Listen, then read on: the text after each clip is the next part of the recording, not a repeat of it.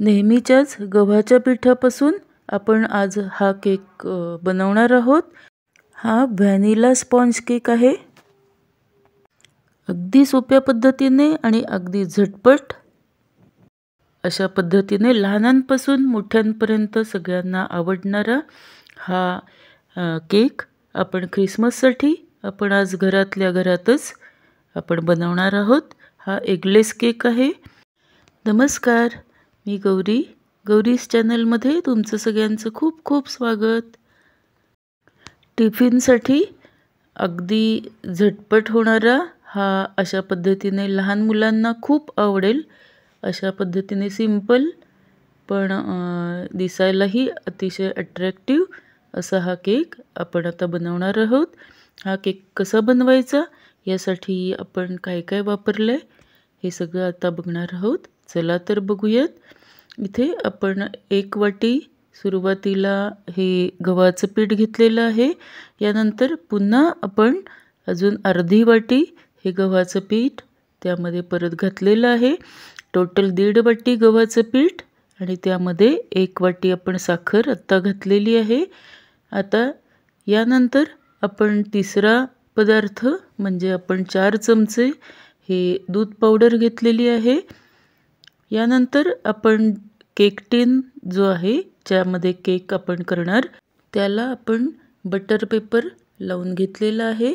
आता यानंतर आपण नेहमीचं आपलं वापरातलं तेल आपण त्यामध्ये पाव वाटी घातलेलं आहे। हे सगळे इन्ग्रेडियंट्स डिस्क्रिप्शनमध्ये देत आहे। यामध्ये आता आपण दूध घातलेलं आहे। हे दूध लागेल तसं थोडं थोडं सुरुवातीला आपण घालणार आहोत। आता दुसऱ्या बाजूला आपण ओव्हन हा 10 मिनिटासाठी प्रीहीट करतोय। इथे पुन्हा आपण अर्धा कप दूध घातलेलं आहे। सगळे जिन्नस आपण एकत्र करणार आहोत। आता यामध्ये आपण व्हॅनिला इसेन्स घातलेला आहे। हा अर्धा चमचा आपण साधारण व्हॅनिला इसेन्स घातला।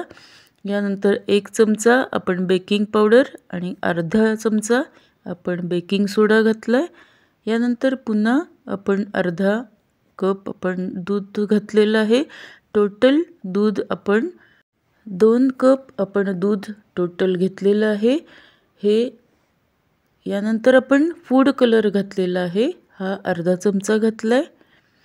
हे सगळं चांगल्या एकाच डायरेक्शननी मिक्स करून घ्यायचंय। अतिशय सुंदर कलर आलेला आहे आपण इथे बघू शकतो आणि कन्सिस्टन्सी अशा पद्धतीने घ्यायची आहे, खूप घट्टही नाही। आता यामध्ये आपण 1.5 चमचा हे व्हिनेगर घातलेलं आहे। हे नेहमीचंच व्हिनेगर बाजारात मिळतं तेच घातलेलं आहे। यानंतर आपण केक ज्यामध्ये बनवणार त्या ट्रेमध्ये आपण सगळं घालून आपण ओव्हनमध्ये ठेवलंय। हे 30 मिनिटं आपण ओव्हनमध्ये ठेवणार आहोत। यानंतर आपण बाहेर 30 मिनिटानंतर आपण बाहेर केक आपला काढलेला आहे आणि आपण चेक करतोय इथे हा झाला आहे किंवा नाही। सुरीला कुठल्याही पद्धतीने त्याला लागत नाहीये याचा अर्थ आपला केक तयार झालेला आहे। यानंतर इथे टॉपिंग्स वरचे घातलेले आहेत। हे ऑप्शनल आहे, तुम्ही नाही घातलं तरीही चालेल। हे डेकोरेशनसाठी फक्त घातलेलं आहे। यामध्ये तुम्ही सुरुवातीला टूटी फ्रूटी किंवा ड्रायफ्रूट्स वगैरे तुम्ही टॉपिंग्स घालू शकता। इथे आपला केक तयार झालेला आहे। आपण ट्रेमधनं गार झाल्यानंतरच हा बाहेर काढायचा आहे। यावरचा बटर पेपर आपण काढलेला आहे।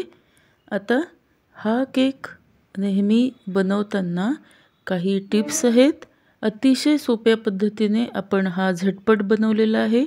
इथे कोणतंही दही वगैरे वापरलेलं नाही, आपण मैदाही वापरलेला नाही। तसंच एगलेस केक आहे आणि अगदी झटपट घरात आहे त्या सामानातनं आपण हा बनवलेला आहे। तुम्ही लहान मुलांसाठी टिफिनमध्ये देण्यासाठी हा केव्हाही करू शकता। सबस्क्राईब केलं नसेल तर लगेचच सबस्क्राईब करा, म्हणजे यासारखे छान व्हिडिओज तुमच्यापर्यंत नक्की पोचतील। हा व्हॅनिला स्पॉन्ज केक हा कसा झाला तुम्हीही नक्की करून बघा आणि कॉमेंटमध्ये नक्की सांगा. Thanks for watching.